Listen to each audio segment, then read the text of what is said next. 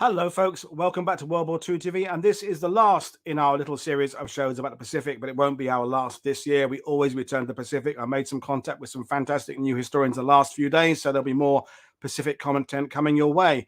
But as you know, one of the things I'm trying to do this year is cover the 80th anniversary of various events. And one of the second day of the battle that we're talking about today was 80 years ago right now. Of course, there's time differences and things like that involved. So where I'm sitting in France now in the evening, my guest today, Phillip Bradley, is in the morning for him tomorrow, in fact. So that's how it works. But the events were happening 80 years ago.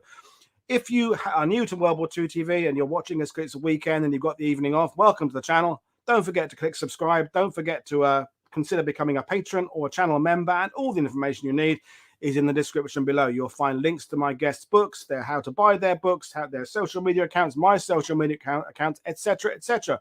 Without further ado, I'm going to bring Phillip Bradley in. So, good morning, Phil. How are you today?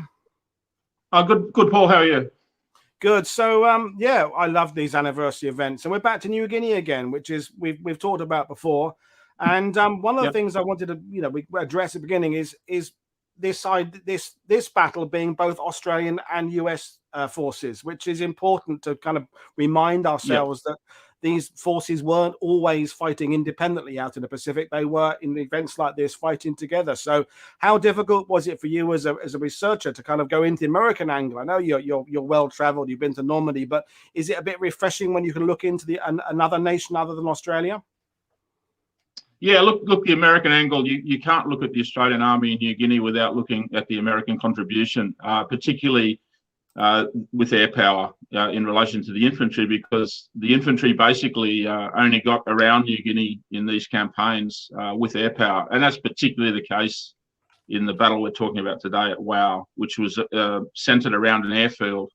And so, yeah, and I've been over to Nara in US a couple of times and spent a lot of time there getting photos particularly and, documents, and also just following also the American ground forces, particularly we were talking at Buna just recently, so last month. And of course, the American ground forces had a big impact there as well, as did the American Air Force. So yeah, mate, it's an important part of the show. Well, we've got your PowerPoint, and I should remind you, because I just said this is our last Pacific show. We have, of course, one more on Monday morning, or again, depending on where you are in the world. We've got Michael Veach coming on talking about Coast Watchers, so it isn't the final show. Yep. It's the final show this week, but that's next week, and then we've got Canadian week. But anyway, we've also, if you watch shows with Phil before, you'll know there'll be some audio clips. I've played around with them this time. They're a bit louder, they're a bit better. Hopefully, they'll be good. They're only short and sweet, but they add that little bit of extra kind of uniqueness of having the voices of these participants. But basically, over to you, Phil. Take us through the PowerPoint, and let's hear about this battle. Yeah, so the Battle for Wau took place in January 1943, the time we're talking about now. So we're going to go through that. So it was a really busy time in the war in Papua New Guinea. In Papua, of course, the battles at Buna and Sanananda were just Buna had been captured and Sanananda was pretty much fallen by this time in 1943. So the Japanese were moving back to their to the north. So if we can look at the first slide, we can see the map of New Guinea. I'll just put my glasses on so I can see it as well. So if you look at where that square is, that's the area of the battle we're going to talk about today, the area of New Guinea. And if you look up in the northeastern side, you see Rabaul, which is the main Japanese base, and you can see the difference. Buna's down at near the bottom of the slide there, but you can see the Owen Stanley Range running across the centre of New Guinea, and so now we're going to go to the north of the Owen Stanley Range. So for the first, so Australians have been involved at Wau since back in the original landings at Salamaua in March 1942, and we talked about the Salamaua Road at one stage. So some of the troops we're talking about today were still there as basically 8 months later. So if we go to the next slide, we can look at a closer look at the battlefield area. So we can see Salamaua in the middle there, the isthmus, which is the main Japanese base for the battles around up towards Wau, which you can see Wau right at the bottom of the slide there, inland, about halfway across the slide, and then Lae further north. If we go to the next slide, and that's so what we're talking about today, it really revolves around an airstrip. So this is the Wau airstrip. It's a very tricky airstrip. We talked a little bit about it when we talked about the Salamaua raid, and it's right in the lee of the mountain range, so very difficult to approach. You get one chance to come in and land on it. And it's also at a 10-degree slope, so very difficult. You've got to take off then back the other way. If we go to the next slide, we can see the same picture taken from the air, from an ultralight aircraft, actually, some years ago when I was over there. I'd like to thank Tim Vincent, who was the pilot at the time, for getting me up and down safely. Wonderful photo. And pre-war, Wau, the reason the airstrip was very important was because there's a lot of gold mining around Wau. So they used to fly in these little Junkers planes, and they had bigger ones as well, and they could fly in parts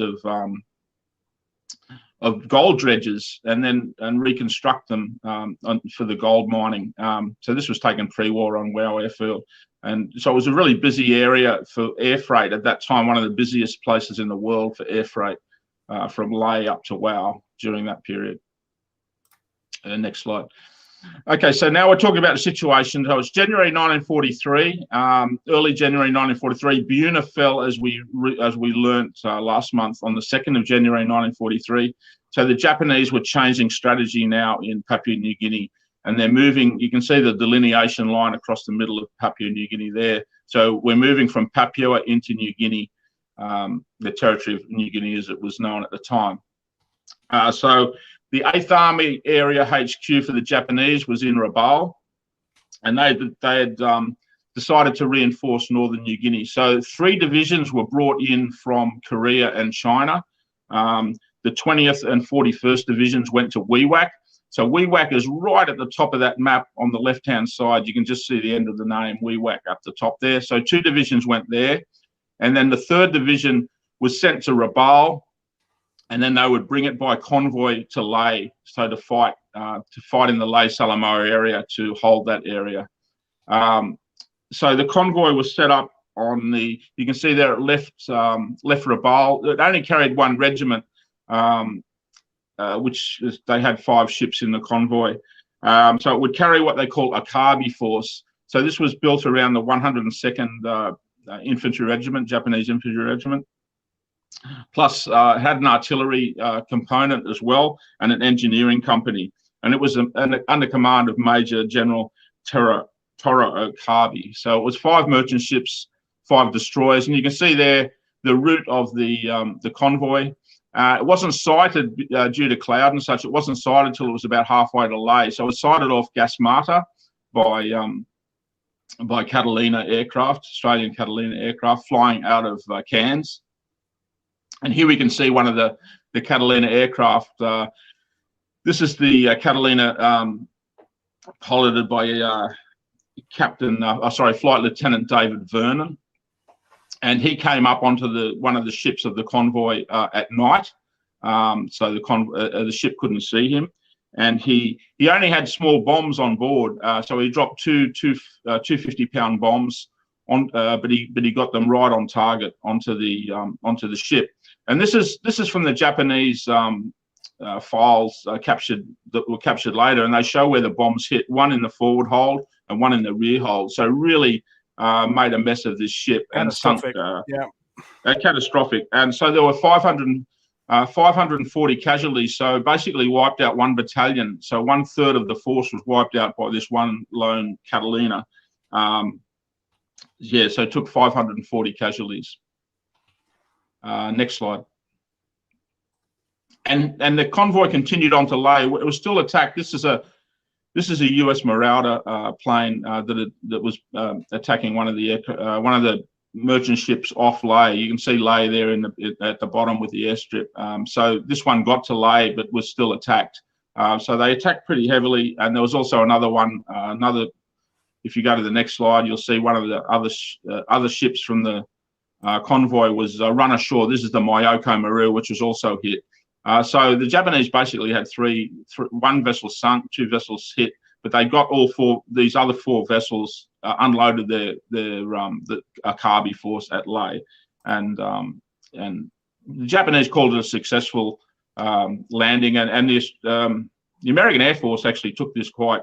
They thought they should have been able to sink this convoy, and then later as we've talked about before, the Battle of the Bismarck Sea did sink, was much more successful than this one. And we go to the next slide. This is one of the bombers, B-17 bomber, which was flown by Flight Lieutenant Rabaul from the 65th Bomb Squadron, and this attacked the convoy once it had reached Lae on 8th of January, but was shot down by Zero fighters. And this landed very close to Wau, up in the mountains, and most of the crew got out. You can see there it's a really interesting wreck. One of the great war relics in New Guinea is still there up near Wau, and you can see it's painted grey in the Coastal Command colours. It was originally destined for British Coastal Command, and then it was repainted and sent to the Pacific once the Pacific War broke out. Now you can go to that wreck, but the paint's all faded away by now. Right, gives you a good view of the terrain, though, as well, which we've talked about before. And this is the terrain we're going to talk about, because this is very close to where the battle was fought at Wau. But the type of ridges, the open kunai ridges, and the sharpness of those ridges, and how dominating they were to any attack coming up them. Brilliant. So we go back to the map, and you can see Wau there at the bottom of the bottom of the map. And you can see sort of halfway between Wau and Salamaua is a place called Mubo. And Mubo was the forward Japanese position at this stage. This is early January. So the Australians actually were the first to go on the attack here. They thought they had now had 2 commando companies in the area, the original 2nd, 5th Independent Company, and now the 2nd, 7th as well. So they made a concerted attack on Mubo. And this took place on the 13th of January. 11th of January it started, and there were 200 Japanese naval landing troops in Mubo at the time. So when the attack went in, it was actually unsuccessful, but put a lot of pressure on Mubo. And so the Japanese had just landed, as I say, they'd landed this regiment at Lae, brought them down to Salamaua, and then immediately sent one of the companies on the 13th of January, one of the companies of the 102nd Infantry Regiment was sent up to Mubo. So here you've got the structure of the Japanese force that was sent from Salamaua up to Mubo and then on to Wau. So you can see the advanced battalion, they had 3 infantry companies there, the artillery plus the engineers. Then in the first echelon, they had another 2 companies, and then a further 2 in the last echelon. So basically, what had started out as a full regiment, which is 3 battalions of 12 infantry companies, was now down to 8 infantry companies. So it had certainly been weakened by the time, because they were also sending some units down towards Buna to help the Buna garrison get back. So the force that was sent across was weaker than originally planned, and this would have an effect at the end of the battle. Next slide. So here we're really honing in now on the Mubo area. You can see Mubo there, and you can see there's 2 tracks to Wau. So the bottom track is called the Bussival track, which follows the edge of the side of the ridge above the Bussival River from Kaisinik, which is just outside of Wau, all the way to Mubo. I've been over this track twice, and this is the track you would take if you were doing this walk today. Then you can see at the top the Black Cat track, which is a much more difficult track, but also leads from Wau across through what's called Black Cat Mine, which is an old mine, gold mine up there, and then across to Mubo that way. And so just what was happening at this attack at Mubo, once the Japanese sent in this fresh infantry company, is they pushed the Australians back to the area above Mubo. And you can see where the 2 tracks join, and that's basically where the Australians were pushed back to. And so on the 18th of January, the pressure, they actually forced them back. So they went back towards Guadagasal and House Bamboo, House Banana, that area where they set up the front line across the track to block any further Japanese advance onto Wau using the main track, which is the Bussival track. Next slide. And just a question for you, Phil. We were talking before going live. You consider yourself kind of a scientist rather than a historian, but obviously we've talked about it before. You're keen to get and experience these places, visit them, walk them. And when you're dealing with, as you've often are, with fairly small units, you're dealing with battalion-sized actions and company rather than division and corps types, like people who are studying Normandy. Yeah. When you were there in places, like this battle, did you find that the war diaries and the accounts matched the terrain pretty well, and you were able to find locations, or was there lots of head scratching and sort of sitting and poring over maps and working where things were? Yeah, it's hard to get to describe just how difficult some of this terrain is just from reading the accounts.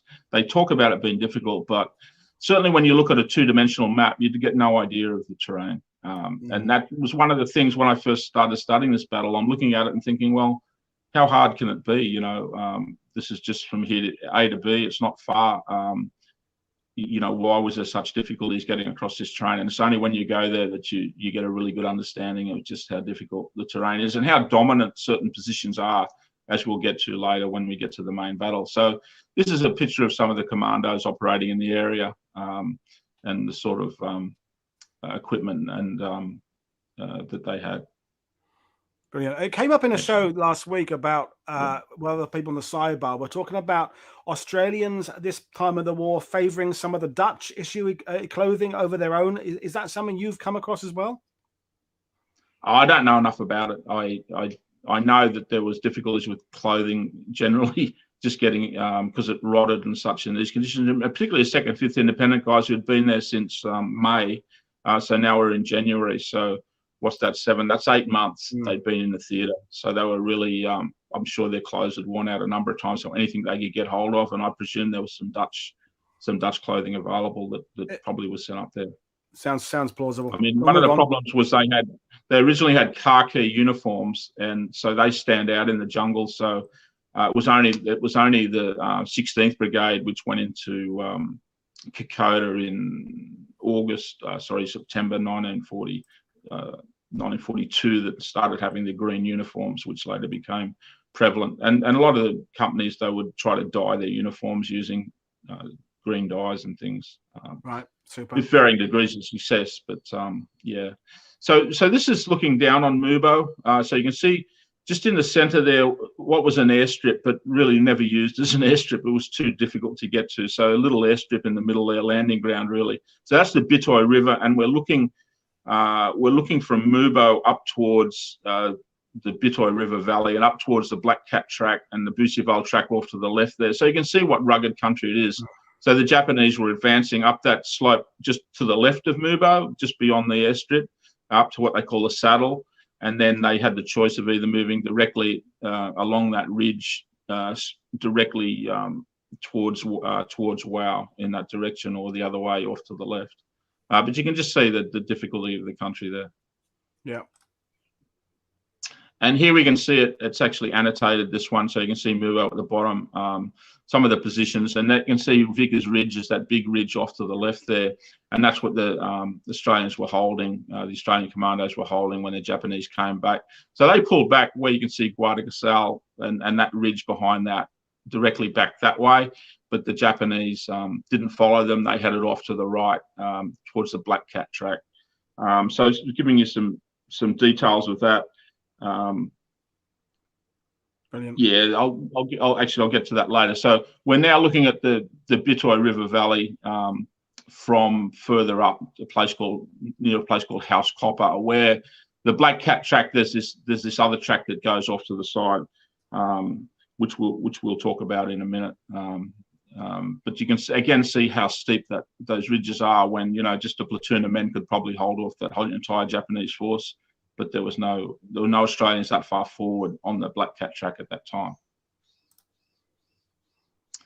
So we're going to come to a guy called Pat Dunshay. So Pat was a lieutenant in the 2nd, 7th Independent Company,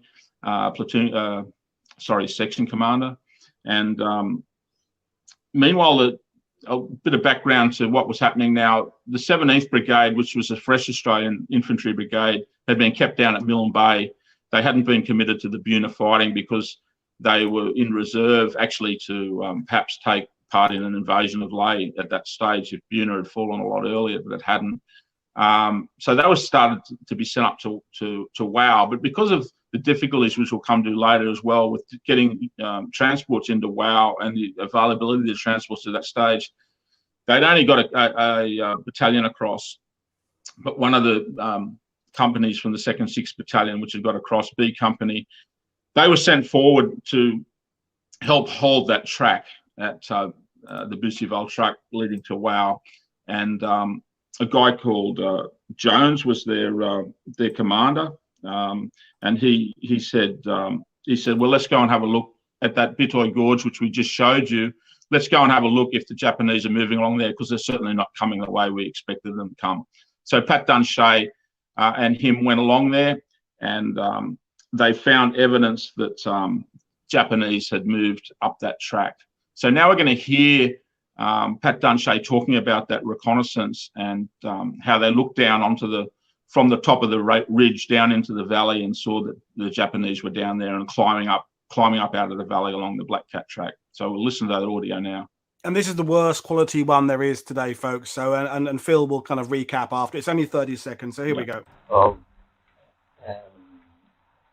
This track here, Black Cat, right where the bottom of that Black Cat track is, a big hole. There's a junction of creeks there. That's it there. Right there. Yeah, so that's where they were swimming. That's where they were swimming in that, and some were climbing the bloody track. Some were climbing, and there was probably 60 or 70. Yeah. We had no hope of separating them because they run around between each other and so on. But Major Jones had a look. He said, I can't have the magazine, but he said they captured that.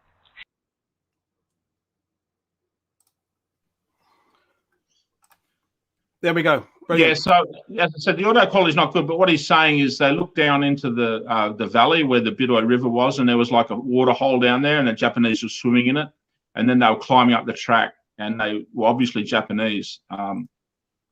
What he didn't know that at that time was that since the 17th of January, 1,500 Japanese troops had moved along that Black Cat track, moving towards Wau.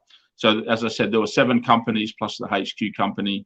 The artillery, they couldn't bring it forward. Well, this is Kanga Force, but we'll get to that in a sec. But the Japanese couldn't bring the artillery forward. But they got along there. They were actually, as I said, disposed in 2 battalions. Just the Japanese, which was Major Shimamura's 1st Battalion, and Lieutenant Colonel Seki's 2nd Battalion. So they'd given them 14 days rations and told them they had to last 20 days. So that was the Japanese moving up that track. But now we'll come to the Australian structure. So this is on the 28th of January when they finally, the Japanese made their first attack up towards Wau, but we're going to talk a little bit about how they got there. But the commander of Kanga Force was a guy called Brigadier General Moten, Murray Moten. So he had under his control now, he had the commandos, which are on the right there, which is what's called Flay Force under Lieutenant Colonel Flay. So they were the 2 independent companies. But the main force he had at this stage was the 2nd 6th Battalion, which is on the left. And a little bit of the 2nd 5th Battalion had come in by then as well. We'll talk about that in a minute. But basically his main force was the 2nd 6th Battalion. So he had 4 companies plus HQ company. But you've got to remember these troops were based down at Milne Bay, and we talked about Milne Bay at some stage and how malaria was rampant down there because of the rain and the stagnant water and such. And so all these units, all these 17th Brigade units were quite under strength. And certainly A Company was down to about 80 men. And A Company were the company. So B Company was sent forward on the Bussy-Val track. A Company were behind them at a place called Ballums, which is just outside of Wau. And then the other companies, they had to cover a number of difficult areas. One was down the Black Cat track, obviously, so they sent a company down there, plus the commandos. And then they also had to send a company down towards the road up from Lae. So they were covering quite a big area with these units. If we go to the next slide. Just had a question from Errol Cavitt about what the J artillery was, guns or mortars. Yeah, they would have been small 75mm mountain guns, but they never got them forward of the Black Cat track much beyond Mubo. It was just too impossible to do so. Okay, thanks. Yeah. So here we can see the C-47s, which would fly in the troops from, they'd bring them across from Port Moresby. And here you can see them landing at Wau Strip. They could only land 6 planes at a time, and then they'd have to take off, and then another 6 planes could come in. So it was very restrictive as to how they could work the airfield at Wau at the time. And that's Brigadier Murray Moten, who was the commander of the 17th Brigade and the other forces at Wau. Goes to the same pie shop as General Blamey by the look of it there. Yeah. I mean, Australians. Yeah, it's funny you say that, because the Australians had a number of these larger figured officers. Yeah, they seemed to get away with it in those days. I'm sure the British had a few too. So again, we're going back to the main map and showing how the disposition of the 2nd 6th Battalion. As I said, there were some forces down towards Mubo. They had a company, 2 companies heading that way. They had a company heading out on the Black Cat track, and then they had another company up towards Balolo, which you can see on the left-hand side there, which was the main route up from Lae, but a much longer route for the Japanese to take. But they still had to block it, so that's where he had his dispositions at that time. Very little back at Wau, but he's waiting for another 2 battalions to fly in. So at this stage, Moten didn't see any danger coming towards him. Next slide. So now we're going to look at what actually happened with the Japanese. So the Japanese were coming up the Black Cat track. You can see Bu Binding there, which is where they were sighted by Pat Dunchet. And then they were moving up towards the Black Cat mine at that stage. But as I say, the Australians had a company up there plus some commandos. So they were waiting for them at that point. Next slide. So the next slide now shows the track the Japanese actually took. So they were waiting for them on the Black Cat track and they didn't come. They were waiting for them on the Bucifal track and didn't see them.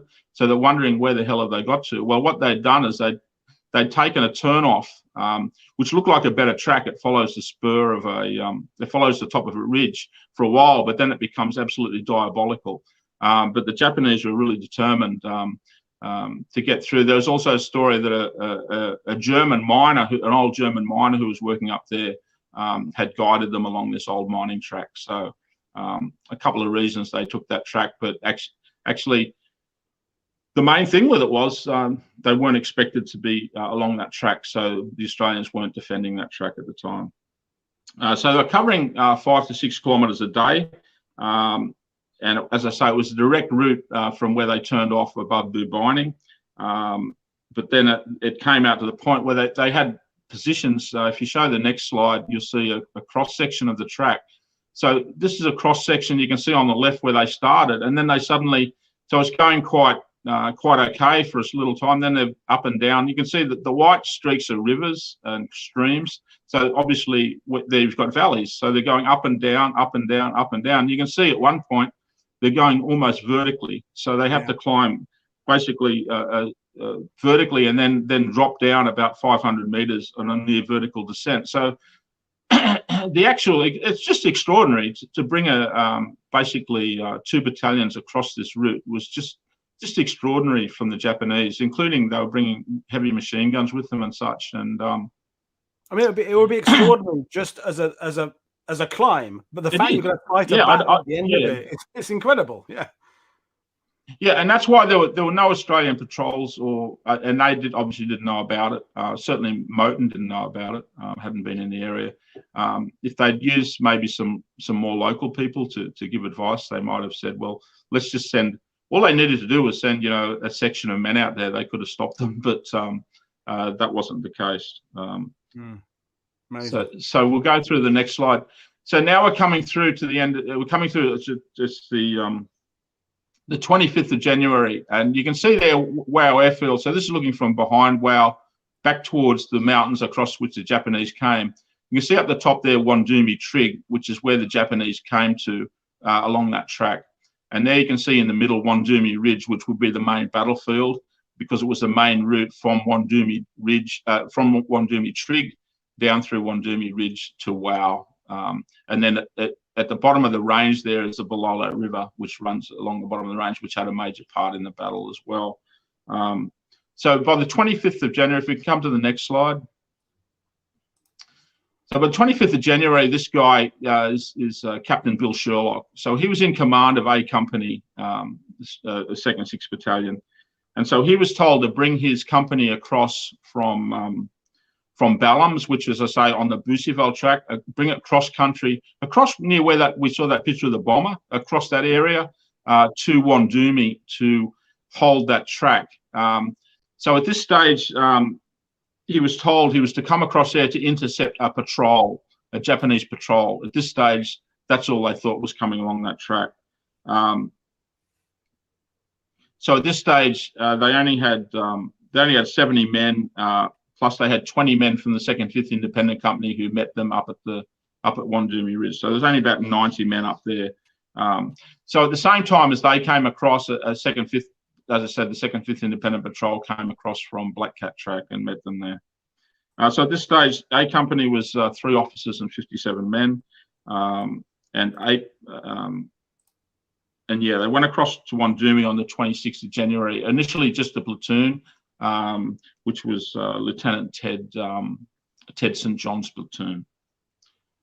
So there you can see an aerial view of Wandumi Ridge from the side. So that greeny area in the middle is on the ridge, and then it narrows. So at the basically the head of that on the left of it is where they set up their defences.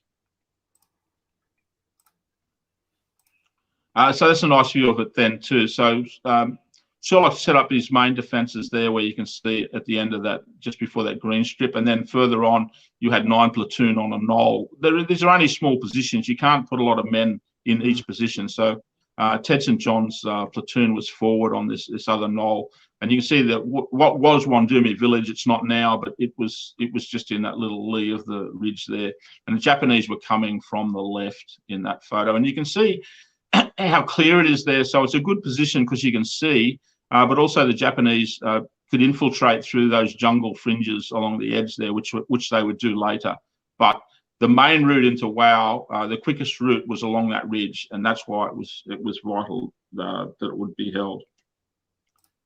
Next slide. Okay, so we'll talk a little bit about leading up to this. So go back to the previous one. Okay, so the Japanese are coming down. Meanwhile, another company, 2nd 6th Battalion, C Company and the HQ Company, they'd been sent out of Wau and they'd been sent down the Black Cat Track because they still thought the Japanese were coming up the Black Cat Track. So they were told to go right forward to find out where the Japanese were. Why hadn't they arrived yet? So they headed down and they found this track which the Japanese had taken, but they came around from the back of it. And the Japanese had moved through by that stage, so they were too late. I mean, they could block the track, but there was hardly any supplies coming up anyway. They carried what supplies they had with them and planned to capture supplies when they took Wau. So on we come to the 27th of January. The 2nd 5th Battalion, they only got in some planes that morning. It was clouded over. No planes landed on the 25th or 26th. The 27th, they got in 200 men from 2nd 5th Battalion. And again, Moten didn't know what was happening, what was coming. He still thought they'd come up the Busseville truck. So he sent these 2 companies straight up the Busseville track. So again, he's sending them away from the battlefield before the battle started. And this is the day before the battle started.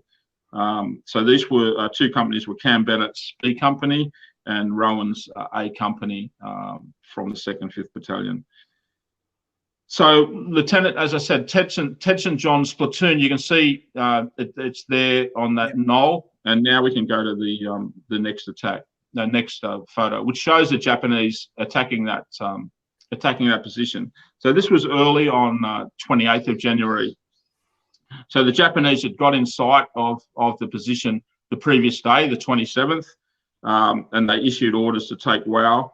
At the same time, Sherlock had actually been ordered to advance to stop this small patrol, but what came at him was a battalion along that ridge.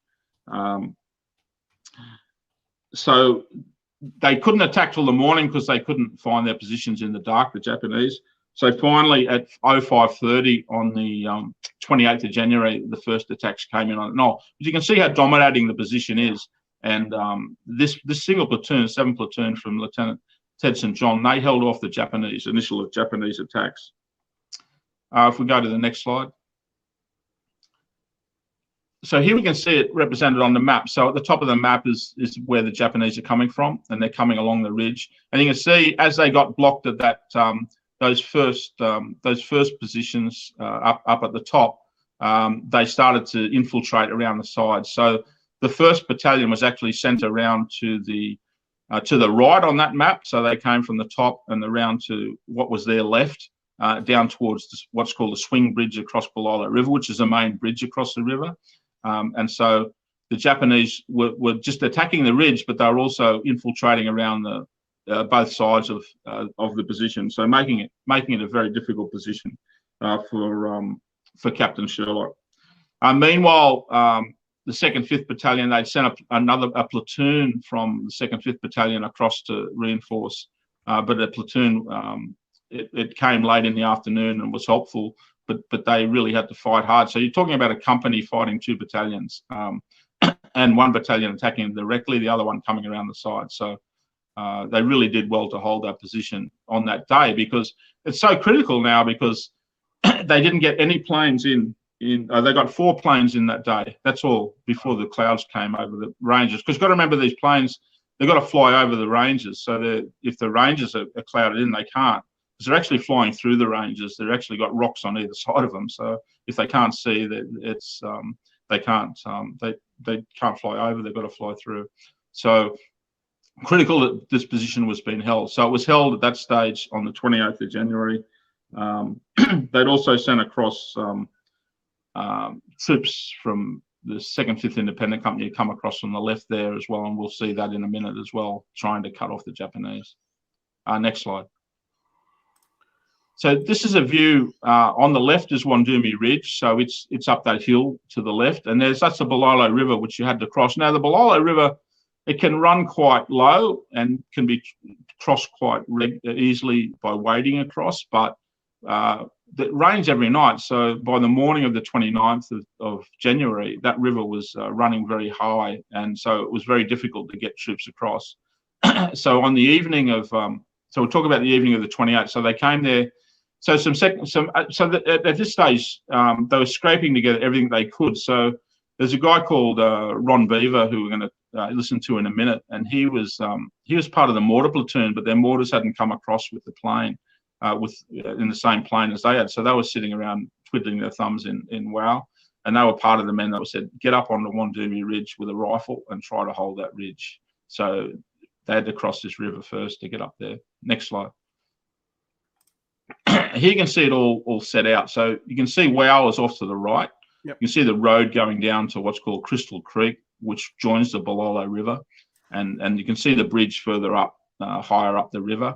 And then Ballum's at the top, where the troops were coming across from Ballum's, and Wandumi Ridge on the left. And Wandumi Ridge then changes to what's called Slippy Ridge, which is the ridge that runs down to the spur, basically, which runs down to the river. And the Japanese, as I said, were coming on either side of that ridge and along the ridge as well. Next slide.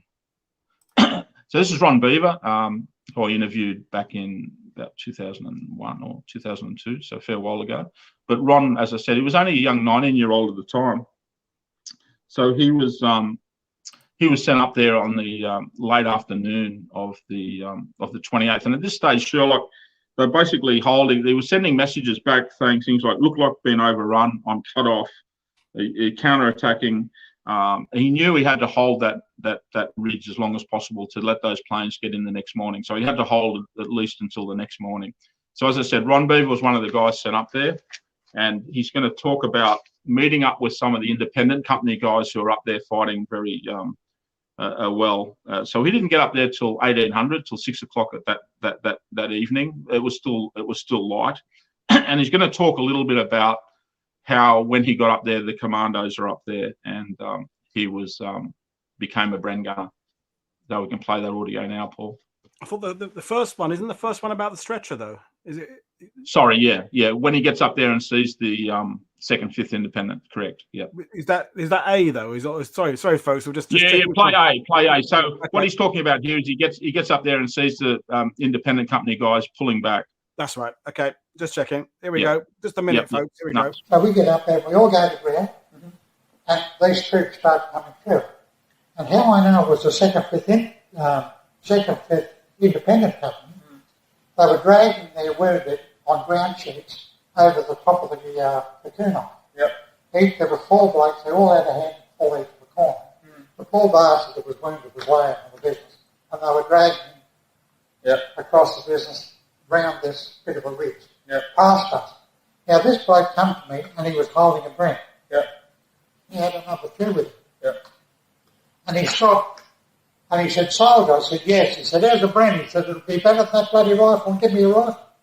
He couldn't carry the bloke and the brand. So I inherited, by getting that, a number 2 from the second, fifth independent company. He was number 2 on the gun, wherever that bloody gun went. So this bloke came.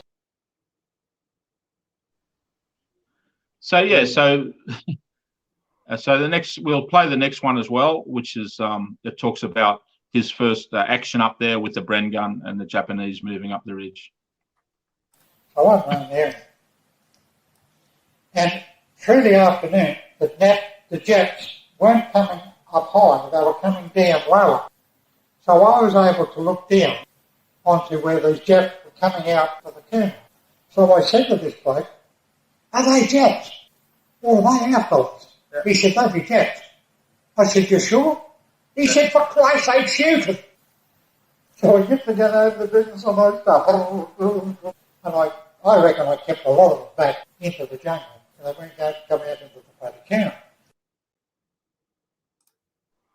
Brilliant stuff. So so that's, this is what's happening. They're fighting them off. They're infiltrating around the side. They're firing down on them with the Bren gun. But all this is holding that ridge. And so night falls, and it rained heavily that night. And so the river sort of came up, and so that would have an impact on the attack next morning. So they pulled back to what's called Slippery Ridge, as I said, just above the river, still holding on that side of the river. So there you can see Slippery Ridge on the right. So they're still holding. So they're just below the crest of the ridge. So they're out of fire from the Japanese until the Japanese come over the crest. So now we're going to hear from Ron Beaver, who was still holding that position. Meanwhile, the Sherlock, he was down to something like 20 men left or something, and so he pulled back himself across the log crossing. They couldn't get across the river wading it because it was too high. So someone had dropped a log across the river, and so he crossed there. But he was shot by an enemy machine gun, which had got around the back and set up an ambush, and so Sherlock was killed crossing that log river. But we're going to talk now about the attack along the ridge with the rear guard of the 2nd, 5th Battalion holding that ridge, and Ron Beaver with his Bren gun. So we're still there. Now look, this is something to see. Over this ridge comes a line of blokes, shoulder to shoulder, in a beautiful straight line, almost in bloody step, with rifles and bayonets at the trot. They come over this ridge. This is early in the morning. Yep. Just on daylight. Then, whoever was in charge, don't fire till I give the word. So everybody's out, got me rifle. And then about 25 yards behind comes another one. Exactly the same. Have you ever heard this before? My Jesus. I will never forget it. Rifles at the trail, down they come. Behind them was another wave, and the other wave just about got to the top of the hill when the Luke Delta, whoever he was, slain. Well, the first wave just disappeared. Then they concentrated on the second one to start to disappear, and they went to ground. By the time we tried to concentrate on the top one, they'd already gone to ground and started sliding through the Guinea. That's when we started getting the trouble. You can't shoot anybody, you can't see, and you can't, and there was that bloody many of them. And I think I'm not sure, but I think they tell me that there was only about 20-something of us there by this stage on Wandumi Ridge. So everybody's shooting, going to town, there's bloody stuff flying all over the place, there's bloody 2-inch mortarmen just going to town and busy firing back at him. I wish to Christ he'd stop and the shit was flying everywhere. Finally, there's this bloody order comes out, every man for himself. I've never heard it before, and I never heard it. Incredible stuff. And Yes. I think everybody watching this, Phil, we've all seen the movies, whether it's an American platoon or British or Australian, whatever it would be. We've all seen the movies where a line of Japanese just come amassing towards you. But hearing someone actually describe it for real is something else. So thank you very much for bringing us these clips. Yeah, look, that sort of you got to remember he was only 19 years old, and he's thrown into this fighting for his life. And so those guys, as I say, every man for himself. They got out in ones and twos along the river. Some of them didn't get back to Wau for a few days, but there's some great stories which I won't tell today, but of how they got out of there. But so now the morning of 29th, so it's just gone dawn, and Japanese have recommenced their attack. So they've got to cross the river as well. And one of the critical things is that the Japanese on the left-hand side, if we go to the next slide, so we can see. I can actually go back again. Go back to the previous one. Okay, so you can see the Bulalo River, but off to the left there, where those that little village is, there's the swing bridge, and the Japanese hadn't reached the swing bridge until 0700 that morning. So they had, so the Australians coming down now from Ballums were able to cross. That's good, mate. They're coming down from Ballums. They'd sent the 2nd, 5th battalion companies. Moten suddenly realised, Jesus, Wau's about to fall. We've got to hold this airfield. So they may have to defend the airfield while the planes land. So they brought back these 2 companies from Ballums, and they reached the Bulalo River that night. They came back at night, so they reached the Bulalo River about 3:30 in the morning and found the swing bridge still undefended. So the Japanese hadn't reached it yet. They didn't reach it till 7 o'clock. The Japanese couldn't find it actually in the dark. So they managed to get across and head into Wau that morning. And they were helped by the low mist. So a lot of morning mist around that morning, and they managed to get these 2 companies into Wau to hold the airfield from the Japanese so they could land the planes. So now they're really right in desperation. It's a critical time of the battle. So as daylight broke, they reached Wau. So now we'll go to the next slide, and we'll see now. We're going to talk about the 5th US Air Force and the troop carriers, which basically saved Wau. So here you can see them coming across the ranges. So you can see the difficulties. If it's clouded in, they can't see those hills that they're going past and such. So they can't fly. But they managed to get across to Wau, and they were above Wau that morning. They actually had, they were really fortunate that only a few weeks earlier in January, the 317th Troop Carrier Group had arrived from America with brand new planes. They brought 52 new aircraft across to Australia. And so these aircraft were sent up to New Guinea to replace the 374th Troop Carrier Group's planes. So they had fresh planes, but still using the same pilots. So that morning they had 30 aircraft available in Port Moresby to fly to Wau. So as I said, they could only fly in 6 at a time, but they would fly those 30 aircraft in 5 flights and then land 6 planes at a time, land them, unload them, get them off, bring the next in. So they sent 5 flights across at 9:15 that morning. So the first 30 planes were over Wau in stages from 9:15 onwards. But they had a problem because the cloud was still over Wau airfield, that mist. So if we go to the next slide, we're going to talk now about. It's interesting, Paul, as you say, the people you meet through this program. But a guy got in touch with me last week, the week before, who his father was an Australian signaller on Wau airfield at the time these flights came in, and he could listen to the talk between the pilots. The planes were escorted by P-38 Lightnings, particularly escorting the planes over, and this particular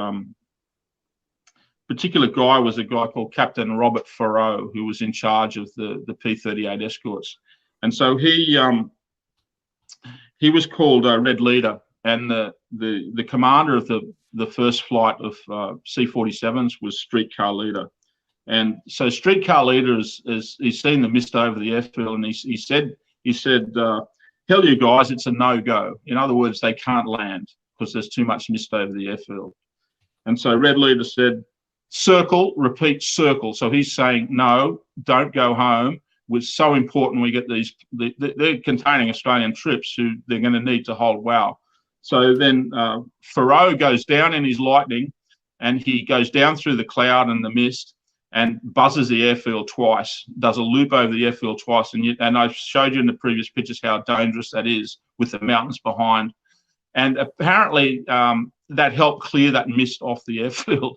And so then he says, okay, buddy, you can go down now. So then the plane started to land. So that's a great story that's come through from, as I said, through contact with the program. And the guy's name was Jeff Little. He was the communications guy, the signaller, who'd actually been up on Wandumi Ridge the previous day as well. They'd sent everyone they could up there, but now came back and was working at the communications centre. So here you can see them on Wau airfield. As I say, they could only get down 6 planes at a time. But that day they managed to fly in. As I said, they had 30 aircraft available. One crashed on landing. So they had 29 for the second flight. So they were able to make 59 sorties. So each of those sorties carried half a platoon of men. So it made a huge difference to the defence of the airfield.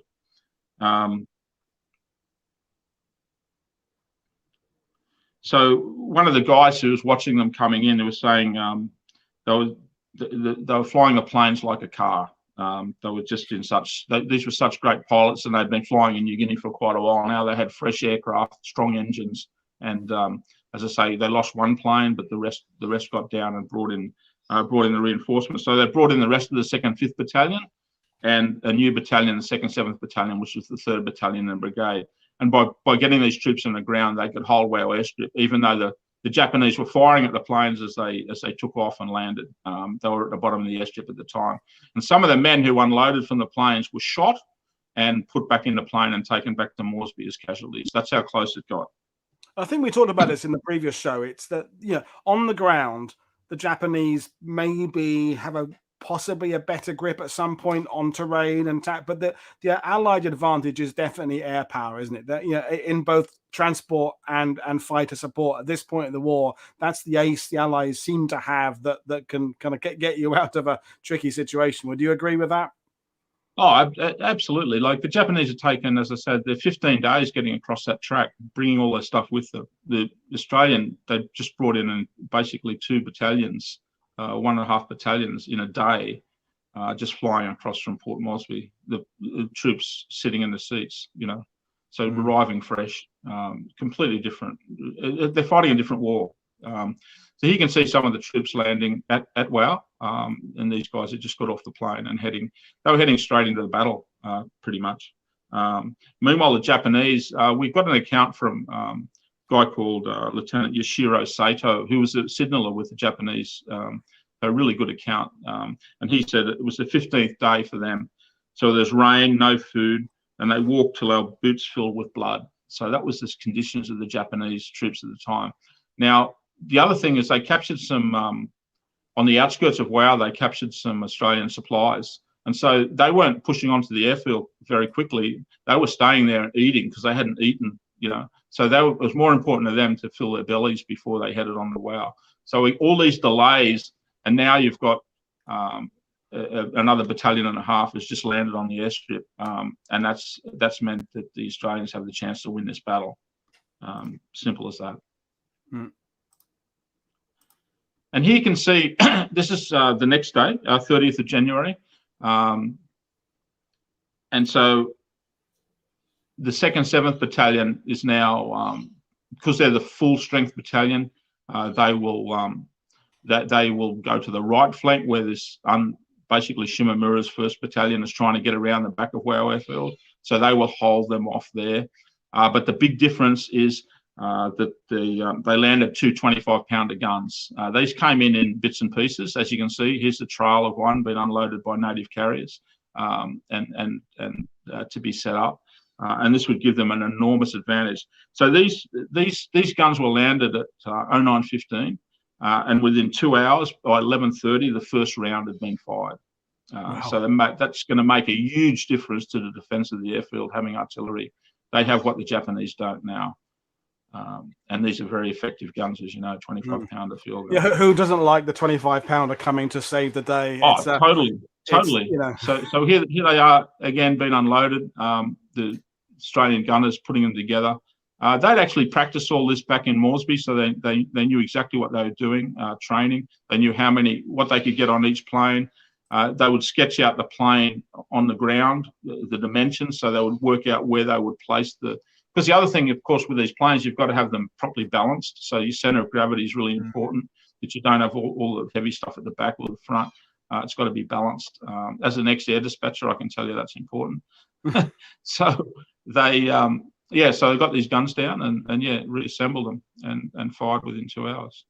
And there you can see the guns set up and firing.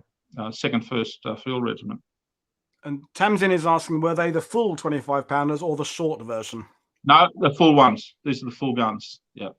Short ones came in later. About 6 months later, 9 months later, they had some short ones. But the full one was much more effective. And as I say, all I had to do was get them in there, set them up. They set up at the base of the airfield and then fire them. And again, we've said this before. I've said it to you. I've said it to other historians. You know, the Australian and New Zealand forces seem to have, at this point in the war, a good grasp of what you can do with artillery, and not just doing the old stuff well, but doing new stuff well as well. I'm looking at North Africa and El Alamein, and how many times it seems to me the inventiveness with how to do things with artillery seems to come from, frankly, your part of the world, Phil. It's what it is about Australian troops that breeds these artillery officers with foresight and vision and ideas. I don't know, but it seems you were leading the way in what you can do with artillery. Yeah, I think a couple of reasons. One is the paucity of resources. They didn't have a lot of guns, so they used them very well.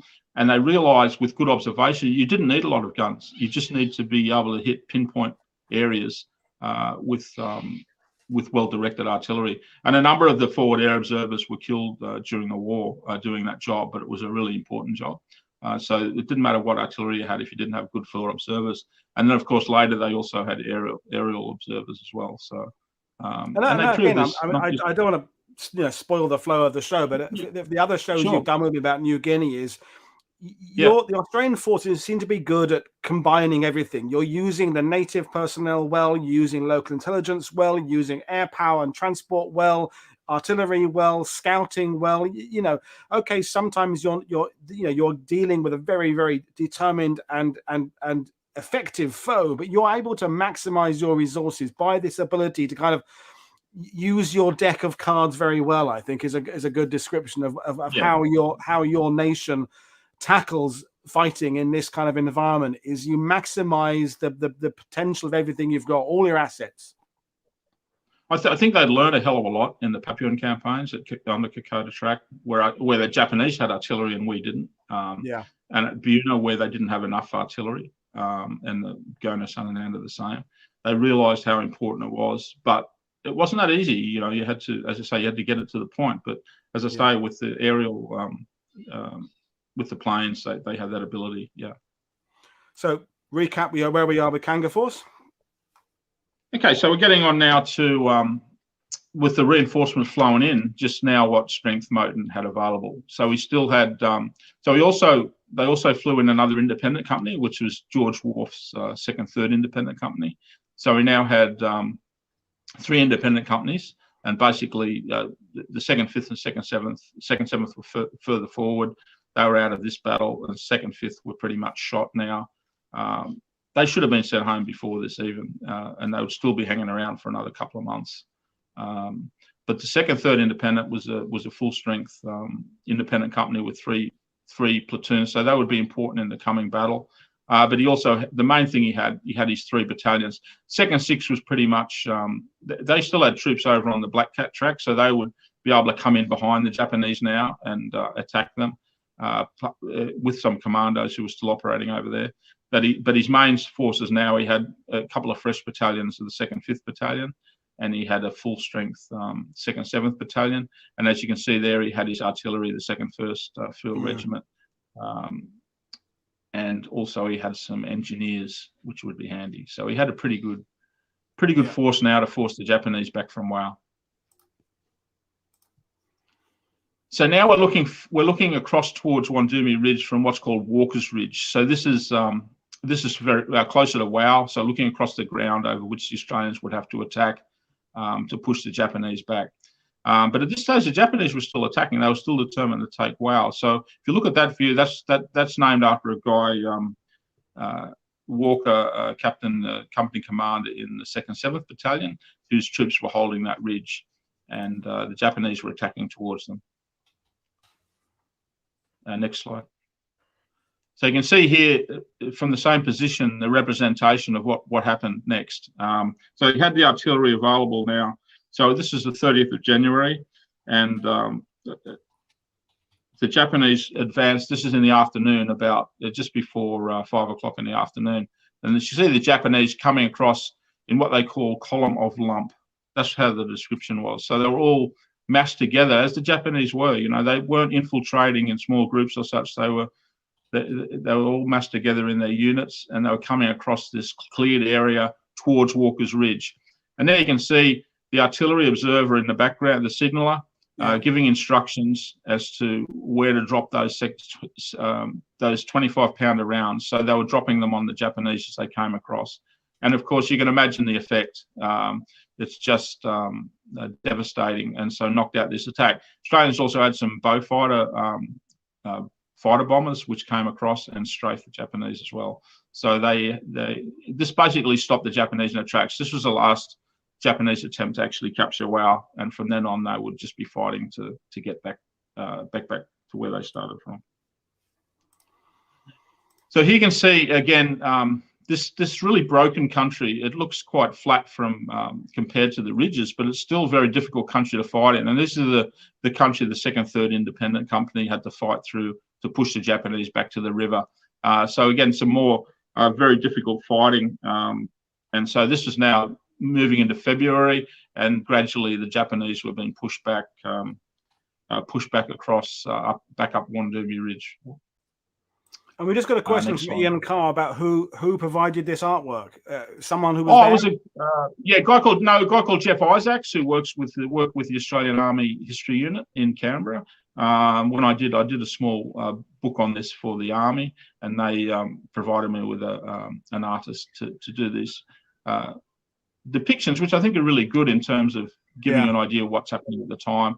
And we're using the terrain from current photographs to get the terrain right. I was going to make that point. The colours and the terrain in that painting are almost identical to the colours and terrain in that photo there. It's really good to work with. I really take my hat off to Jeff, who really understood what I was trying to get across. I really like those, those old books, the 3D battlefield picture books, which show the battlefield from above with little figures and such. And it gives you a much better understanding. Oh, okay, that's how it happened. It really gets into your head. So that's the sort of effect I was trying to get. We're going down a rabbit hole. One of my earliest books, I thought it was about 4, is that Great Battles of World War II, big format one with Stalingrad. That was one of the ones that really wanted to make me go to battlefields because it put you there. Well, me too. Same. And so what I did is I showed Jeff some of the pictures out of that book, and I said, can you do something like this for me using this terrain? And as you can see, it's the same sort of thing where in the foreground you've got you can see what they're doing there. The artillery observer in the middle and his signaller. You can see the Japanese in the background in their small groups. I think he did a great job. I was really happy to work with him. Yeah. Right, moving on. We're loving it. Okay, so this is actually one of the Japanese Juki machine guns, which took part in the battle. It was captured by a guy called Sergeant Frank Hall, who I actually interviewed, and he captured this gun in an action which won in the military medal. And so this gun is now in the Australian War Memorial in their store, and so I got to see it some years ago. So that gun has travelled all the way across from Salamaua up to Wau, and then was captured. So it was one of the guns from the battle. So it's quite evocative to see a piece, you know, a part of the battle in front of you that took part in a battle. Yeah, one of the machine guns. And so these are some relics that were found up on the ridge. On the left is a Japanese round, smaller 7.7 round, and then Australian 303 round in the middle, and then a part of a 25-pounder round on the right. And you can see the date on it, 12/41. The ammunition was manufactured. So I think they're really good relics from the battle. I found lots of bits like that bit on the right Sure. in Normandy Hill, 112 place, Sure. so that bits of German and Sure. British fuses. So Yeah. cool. You find this little bit of, you know, it could be anything when you first find it. Yeah. Is it clay? Is it metal? And you take it back and you spit on it, and if you find a bit of a date it's so exciting. Yeah. It's so cool. Yeah, I think I've always liked to do that, to find stuff. Yeah, Brilliant. Right, moving on. and here's a little collection from the local village, which is some of the Japanese helmets from the battle with the star on them, which is the army, and one of the water bottles. I've actually found some.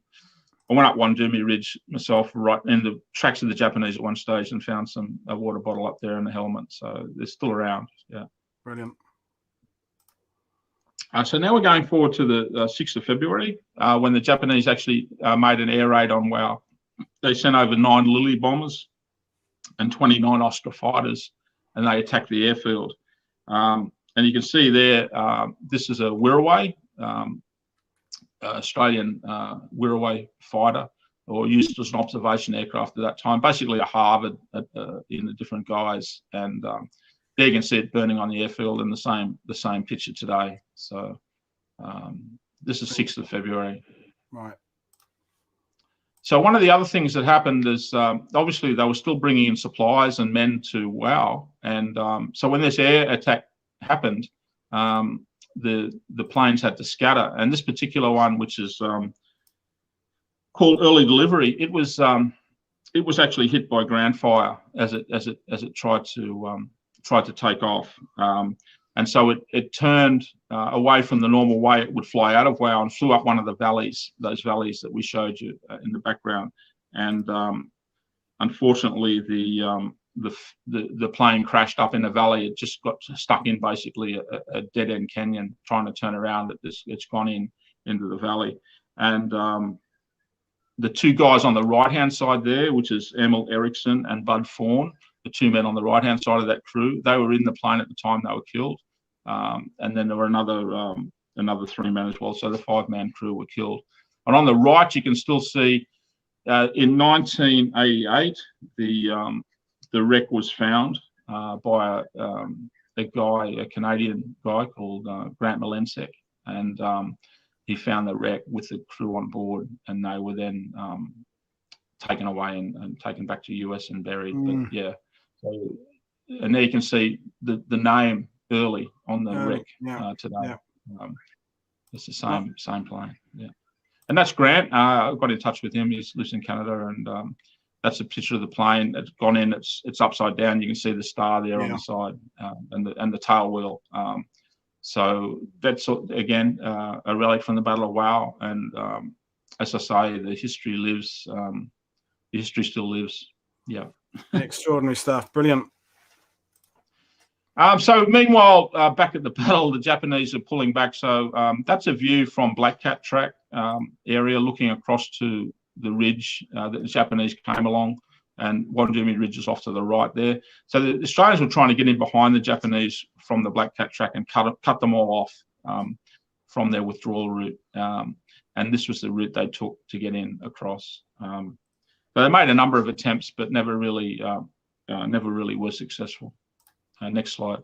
You can see there, you can see Wandumi and the Japanese withdrawal route, and they were they're trying to get back along the what's called the Jap track, and they ran in against 2nd 6th Battalion guys and 2nd 5th Independent, and so there were quite a number of battles in behind the Japanese, but they did manage to withdraw to get some troops out, but not a lot. Next slide. Yep. So that's myself on the track, the Jap track up in the mountains, the track they took across to get back out of Wau. So that's just about where it joins the Black Cat track joins the Jap track there, or the track across from Wandumi. So you can see it's pretty thick jungle. So even if you put in a block somewhere, you can infiltrate around it, and that's how most of the Japanese got out. And meanwhile, they'd send another company. Well, we've got the question about whether or not it's the same, because we know how fast jungles can disappear and grow again. And so when that photo of you there, is that pretty much how it was back in 43? Absolutely. No, absolutely. In this area, it hasn't changed at all. It's all dependent, and you'll see, like even the pictures I did when I did the Shaggy Ridge show, how the terrain doesn't change pretty much. The vegetation will grow quickly, and it'll grow where the rain is, and then you'll have the open areas of kunai grass, and so it hasn't changed at all. There's been no development there at all. So it's a great battlefield to still see. Thank you. Next slide. So this is a memorial to the battle, which is at the bottom of the airstrip. There's originally a brass plate on there, but it was stolen and later recovered, but they put that plaque there now. So there is a memorial to the battle. The Japanese that got out, they were met by a fresh company further back and got the ones that got out to Wau, but they actually lost 1,045 men in the battle. There were only 12 prisoners taken. And around 300 men got out. One of them was that the Japanese guy, Sato, Lieutenant Shiro Sato. And so when he got back, he said, we all look like ghosts. Somehow they'd survived and got back. Australian casualties, they had about 120 men killed in action and 180 wounded. And so that was the battle for Wau. Wow, fantastic! Wow, Wau, yeah. And obviously, there's Sherlock, yeah. So just my own connection to this. I started, as I said, I went up there when I was working in New Guinea in 1996 and was fascinated by this battle and this heroic defence. And that's Captain Sherlock's grave, which is in Lae Cemetery. So later on, when I was writing the book, his wife was still alive. She'd never remarried. She was in her 90s, and I went and visited her. And she gave me a lot of information about the battle, told me about her husband, and also told me about a little memorial to him near where he had his little farm in Victoria. So if you go to the next slide. Yeah. So I went out and saw this little memorial, which is just on a rock out in the middle of the countryside, this beautiful farming land out in Victoria in memory of Bill Sherlock. And it was unveiled by his widow, Elaine Sherlock, in 1994. So there's a memorial to him. Yeah, it is a nice memorial. So if we go to the next shot. And so that's it. That's me. This lovely farmland out in Victoria. So I went to this memorial and this car pulled up next to me, and it was some local people. I said, "Oh, you're looking at the Sherlock Memorial?" And they said, "Oh, we know his property. Do you want to go to his property? We used to live there."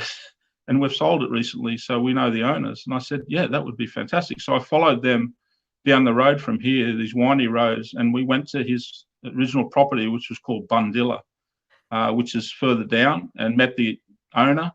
And he was really happy to see me. I gave him a copy of the book I'd written about Wau, and he didn't realise just how historic his property was.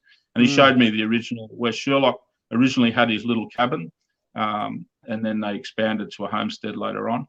And then if you go to the next, and then he brought out this sign, which is Bundilla Cottage, which is Sherlock's, the original sign. And he said, "Here, would you like this?" And I said, "I sure would." So he gave it to me, and it's now pride of place on my house, which is Bundilla Cottage. And so every day I remember Bill Sherlock. So wow, it's quite a personal.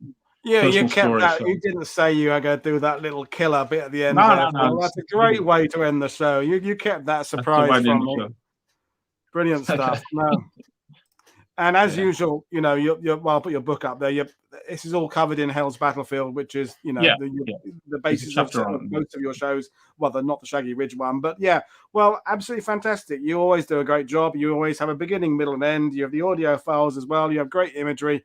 It's basically, when can you be back on again, really? But no, amazing stuff, Phil. It's always great talking. And it's crack of the dawn for you over there. It's morning. You can't even go and have a whiskey. Well, you could, but I mean, it'd be very early. Yeah, sun's up. Sun's up. Brilliant stuff. Well, we'll leave it there. So it's been great. As you can tell, folks, I always love talking to Phil. It's always great information and just great chatting to you now and fantastic detail. So, well, that's it, folks. Enjoy the rest of your weekend. I'll see you for 2 shows on Monday. So in the morning, Michael Veach is joining me to talk about Coast Watch. Then we have Mark on from Canada talking about the river battles in Italy. So that'll be Canada week, which I can't wait to. So see you, everybody. And thanks, Phil. And thanks, everybody, for watching. Bye. Cheers, Paul.